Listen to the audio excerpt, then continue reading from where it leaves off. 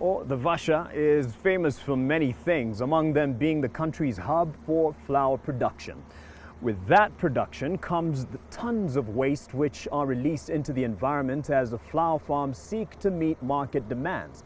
However, this is now changing as Grants Biotech Limited has found an opportunity to convert the flower waste into renewable energy through the production of biogas.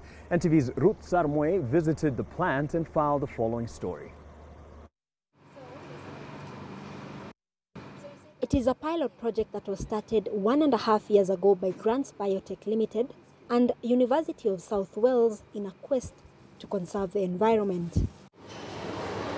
This is after observing that major flower farms were depositing flower refuse in compost pits to make manure, which takes about 9 to 12 months to break down, but it also emits harmful greenhouse gases. The reason as to why we basically opted for flowers is, as a project bit of it, we were trying to work out on how can we be able to digest some of these tough materials that we have outside here in large quantities.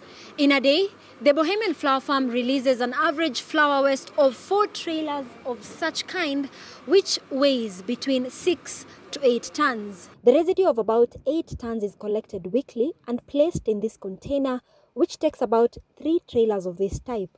It is then sealed and filled with special fluid to allow the bacteria to initiate the chemical process, which will last for a period between 45 to 60 days. All the gas that accumulates inside the digesters come out of that, gets through the gas meter, out of the gas meter into this common gas line, and all of it is interconnected. All of the digesters are interconnected and they all go to the gas store. We have 2 uses for the gas. So we have gas to produce power and we have gas for cooking.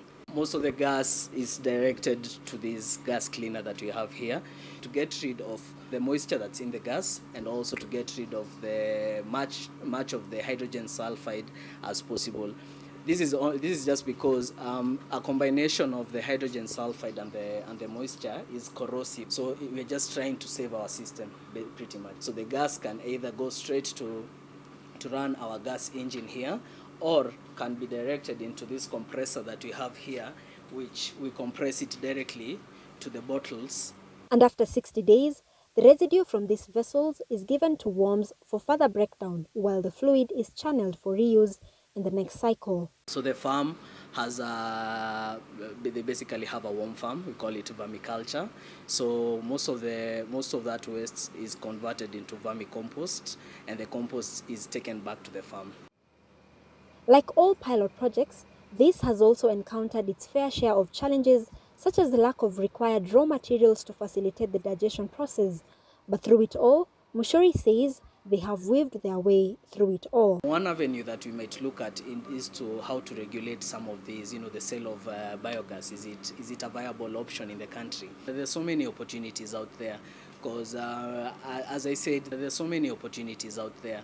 We are talking about these tough things like, flowers. We are talking about sugarcane waste.